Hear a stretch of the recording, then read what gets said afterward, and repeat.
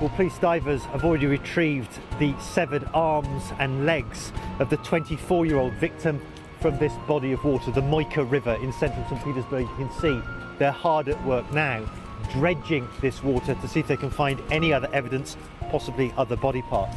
They've already retrieved the headless corpse of the victim from this building here, where the professor had an apartment. Предупреждали, но никто не обращал на это внимания. Мне кажется, это больше вина все-таки руководству, что они вовремя как бы не, как говорится, не остановили, не предотвратили. Hi, welcome to Artocles.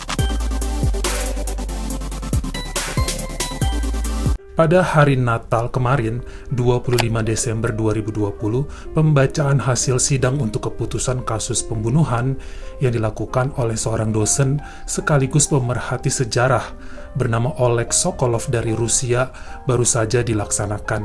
Dia merupakan orang kaya dan cukup punya nama di Rusia. Banyak yang sangat hormat dan menyeganinya karena termasuk seorang budayawan berkelas dan juga dosen ternama yang selalu membantu pemerintah untuk bidang pariwisata, museum, dan juga kebudayaan antik lainnya. Lalu kenapa ya dia bisa dipenjara dan berapa tahun dia divonis? Apa sebenarnya kejahatan yang telah dia lakukan? Hari ini saya mau membahas kejahatan pria berusia 64 tahun yang terobsesi sama Napoleon Bonaparte ini, karena apa yang dia lakukan ternyata cukup sadis.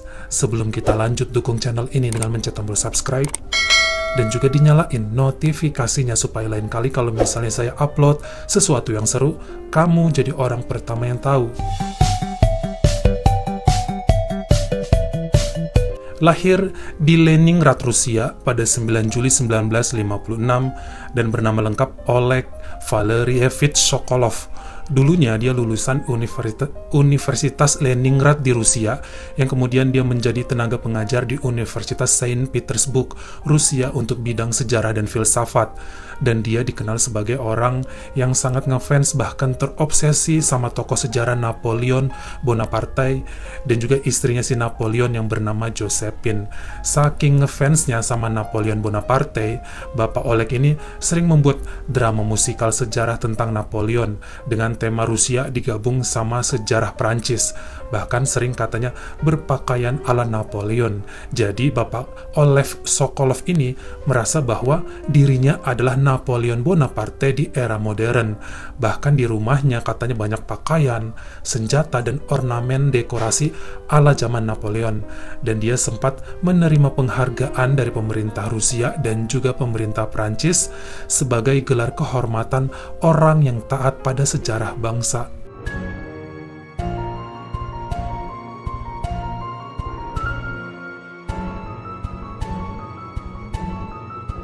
Sekarang saya akan memperkenalkan kepada kamu seorang wanita bernama Anastasia Yashchenko, seorang gadis cantik berusia 24 tahun dan dia berasal dari kota, gini nih tulisannya, di negara Rusia. Teman-temannya mendefinisikan dia sebagai gadis yang cantik dan juga sangat manis, namun sangat pendiam. Ayahnya seorang guru dan ibunya adalah seorang polisi. Dia juga punya seorang abang yang katanya adalah seorang atlet. Anastasia mengambil ilmu sejarah dan kuliah di Saint Petersburg, tempat sejarawan Oleg Sokolov mengajar. Inilah yang kemudian katanya membuat si Anastasia semakin kagum kepada Oleg, dan katanya mereka mulai menjalin asmara sejak tahun 2014. Bahkan katanya dikatakan walaupun udah lulus kuliah, si Anastasia ini hubungan mereka semakin erat, dan Anastasia lalu katanya mulai ikutan pindah ke rumah ataupun ke apartemen mewah milik si Bapak Oleg Sokolov tersebut. Namun sepertinya hal ini membuat kedua orang tua si Anastasia enggak setuju sama hubungan mereka berdua, antara anaknya Anastasia dan juga Oleg Sokolov. Karena Oleg Sokolov ini usianya lebih tua bahkan dari bapaknya si Anastasia sendiri. Apalagi ada isu nih bahwa sebenarnya Oleg Sokolov udah punya istri dan juga beberapa anak, tapi ditinggal gitu aja, tidak bertanggung jawab. Jadi tanpa ada keterangan bercerai atau tidaknya. dan hubungan 5 tahun pacaran yang dijalani Anastasia dan Oleg dianggap kedua orang tua Anastasia sebagai hal yang gak serius karena gak dinikah-nikahin, padahal udah cukup lama menjalin asmara 5 tahun. Walaupun si Oleg katanya pernah berjanji bakal menikahi Anastasia nanti tahun 2020, harusnya sih tahun ini.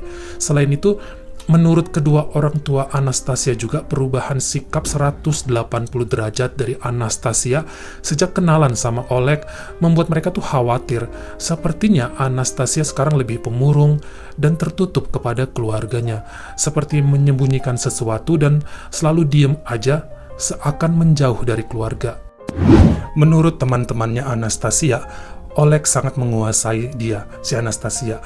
Mereka sering muncul di berbagai acara kebudayaan dan sejarah kenegaraan, dan berdandan ala Napoleon Bonaparte dan istrinya Josephine. Namun, teman-teman Anastasia merasa bahwa Oleg sudah sangat memaksa Anastasia sebagai bonekanya yang harus menuruti semua keinginan Oleg, dan senyum terpaksa dari Anastasia setiap hadir di acara resmi bersama Oleg.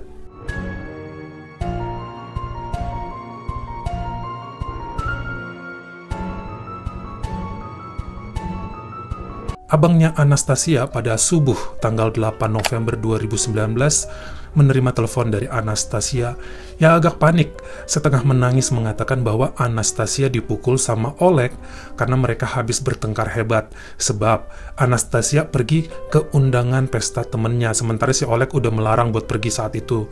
Tapi Anastasia ngeyel dan tetap berangkat undangan, hingga akhirnya Oleg mengusir Anastasia dari apartemennya dan katanya sempat menginap sementara di asrama kampus di St. Petersburg University tadi.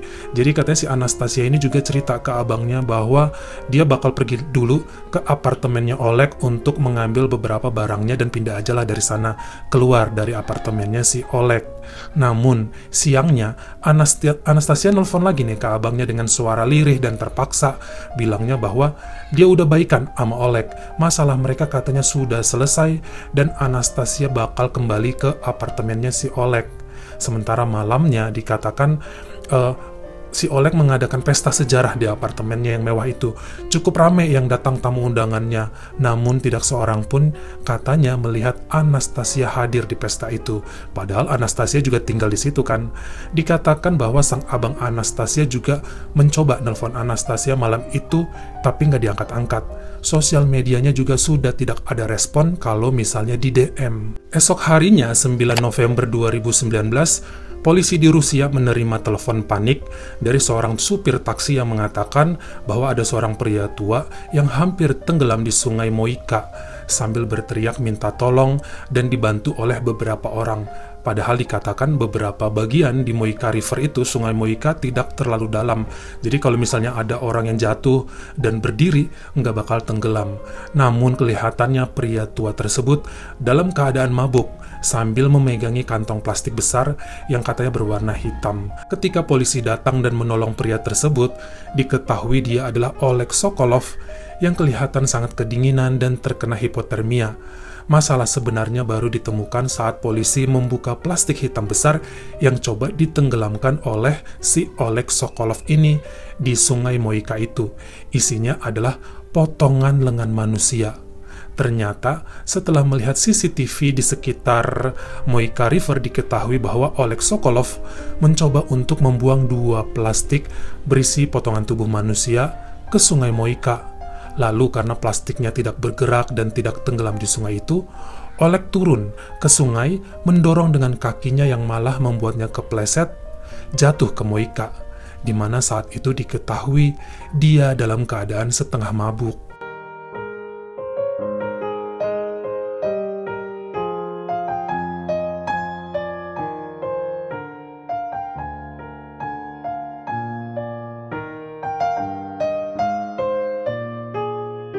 Akhirnya polisi mengantarkan Oleg ke apartemennya dulu. Sesampainya di apartemen Oleg, katanya dia berusaha menusuk dirinya dengan sebuah samurai Napoleon, namun berhasil dihentikan oleh kepolisian. Setelah memeriksa apartemennya Oleg, katanya polisi menemukan tubuh Anastasia tanpa kepala di kamarnya. Namun tak jauh dari situ juga polisi menemukan kepala Anastasia dalam suatu ruangan yang tertutup dan menemukan senjata yang digunakan untuk memisahkan tubuh Anastasia. Sokolov was hauled from St. Petersburg's Moika River on November 9th. Authorities said he had a woman's severed arms in his backpack. Police said they discovered a dismembered body and a saw in Sokolov's apartment. А вот вы были понятым, да, а что там видели? Ну, все, что видно, что, к сожалению, так не голова женщины, все, что. Russian media reports identified the victim as 24-year-old Anastasia Yashchenko. She's said to have lived with Sokolov and collaborated on his research. The shocking case has prompted calls for an investigation into St. Petersburg State University's management for failing to act on reports of Sokolov's violent tendencies. Selanjutnya polisi terus mencari bagian tubuh lainnya di Sungai Moika karena polisi merasa masih ada nih bagian tubuh yang hilang. Oleg mengaku memang dia sedang bertengkar dengan Anastasia sehari sebelumnya tentang anak-anak Oleg. Dikatakan Anastasia kemudian mencoba menyerangnya dengan pisau, memukul, bahkan menembaknya. Namun Oleg mencoba melindungi dirinya dan gak sengaja nembak Anastasia. Namun karena panik, dia kemudian memisah-misahkan tubuh Anastasia. Katanya sih biar lebih mudah untuk menghilangkan jejaknya. Itulah yang dikatakan dia. Lalu katanya dia sempat menyembunyikan tubuh Anastasia dulu karena malamnya, tanggal 8 November, dia ada pesta di apartemennya. Memang rencananya dia akan memisah-misahkan tubuh Anastasia menjadi bagian-bagian kecil, membuangnya secara acak. Sehabis itu, katanya Oleg berencana mau menghabisi nyawanya sendiri dengan berpakaian ala Napoleon Bonaparte di hadapan banyak orang di Peter and Paul Fortress Museum St. Petersburg, Rusia. Namun kelihatannya semua rencananya itu sudah gagal karena keburu ketahuan sama pihak kepolisian.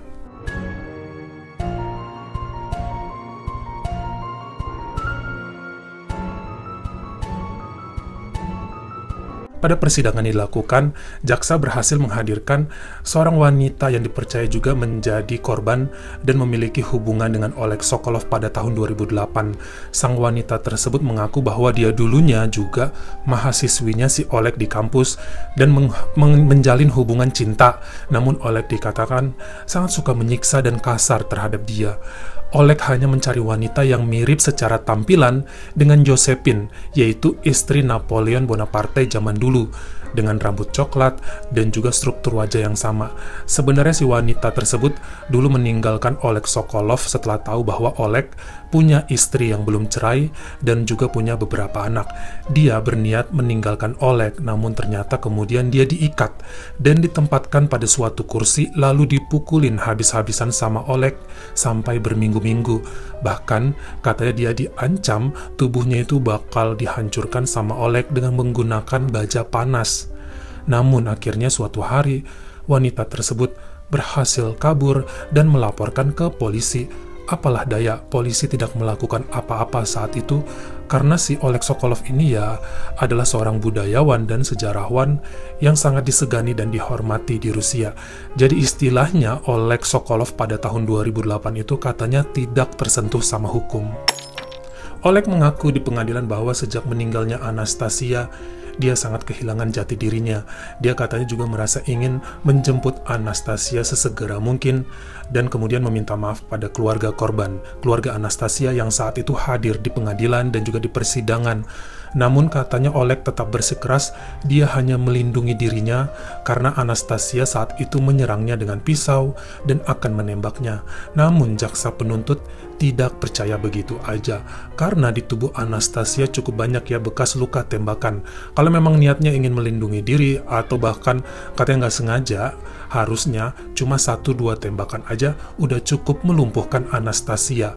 Apalagi sampai memisah-misahkan tubuh Anastasia dengan sangat kejam, sepertinya memang direncanakan dengan sangat matang. Bahkan dalam masa peradilan dikatakan ada beberapa wanita muda, mantan muridnya Oleg, kemudian membuat laporan dan ngaku pernah mendapatkan perlakuan kasar juga dari Oleg Sokolov. Perjalanan sidang memang sempat terhenti ya, karena pandemi tahun 2020 ini. Sampai akhirnya sidang keputusan kemarin pas Natal 25 Desember 2020. Oleg Sokolov divonis penjara 12 tahun atas pembunuhan tingkat 2, yaitu pembunuhan karena melindungi diri.